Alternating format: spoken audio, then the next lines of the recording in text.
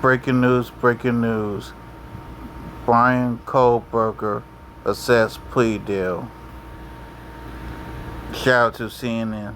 Suspect in those horrific 2022 killings of 4 University of Idaho students has just accepted a plea deal. Let's get right to CNN's Jean Casares, also joining us, Laura Coates. Jean, first to you.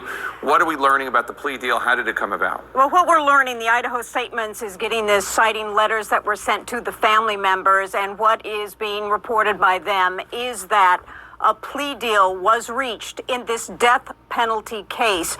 You know, I've covered this case from the beginning in Pennsylvania, and as the evidence and the discovery kept going back and forth and the pretrial motions kept being heard and the orders were issued, any defense that Kohberger had was wedged away bit by bit by bit. And the final blow really came this last week when just days ago the order came down that he would not be able to have any alternate perpetrators, because the defense had said, we know of some possible suspects that we want to bring in this case that are the actual ones that did it. And the judge said, no, it is wild speculation if you believe that these people committed the crimes against these 4 victims. They also were not going to be allowed to have alibi, because under Idaho law, you have to have people that actually saw you at a location during the time of the murders, date, time, and place, and they would be willing to testify. They didn't have that. He didn't have an alibi. Now let's go the other direction. The prosecution had DNA that a lab said was a conclusive match to Bryan Kohberger on this knife sheath. No knife, but a knife sheath that was found next to the body. The statistical match of DNA next to the body of one of the victims. That was the star evidence for the prosecution, no question about it. But Jake, I want to say that I have covered many, many death penalty trials of high-profile defendants, and my gut told me this was going to happen, because a way to save your life is to plead guilty, because this is Idaho. If he had been found guilty because of all of this prosecution evidence and the lack of defense, the lack of reasonable doubt, it would have gone to the death penalty phase. And this is Idaho. And I believe that they would have sentenced him to death.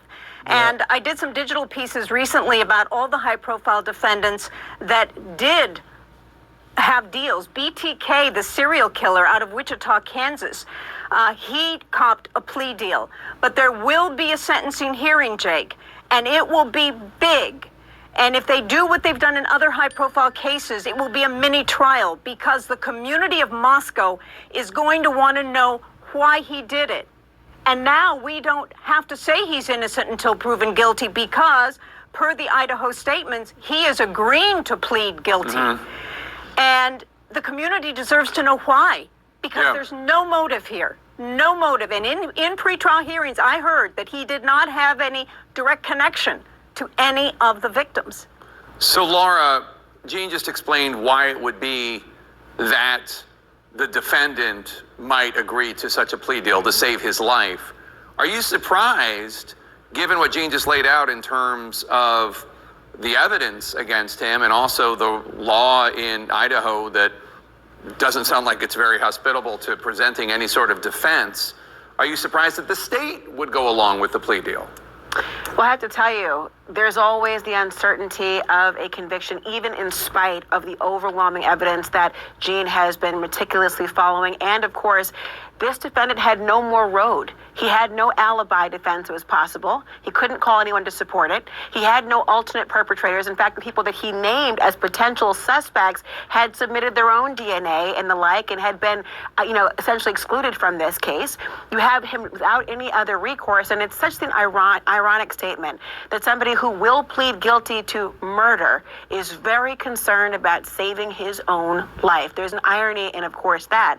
But it's not just because Idaho is not hospitable available to defendants, it's because there are requirements that must be met in order to ensure that you are not spinning a juror's wheels, you're not draining the public's resources, and that there actually is a viable reason, that you're not just naming somebody hoping that speculation will rule the day and that injustice may occur. But in any event, to Gene's bigger point here as well, Jake, the frustration of the Moscow community, the sadness, the profound tragedy, they want to know the why, but this particular defendant will be under no requirement to actually say the why. If he provides some solace or comfort and a reason, we know it will not be enough. But in any event, the idea that he is taken off the table for the prosecutors, they want to ensure that if they believe this person, which he is agreeing to, has committed these heinous acts, the idea that he will never see any life beyond the bars might be sufficient for the families who will ultimately, at any sentencing,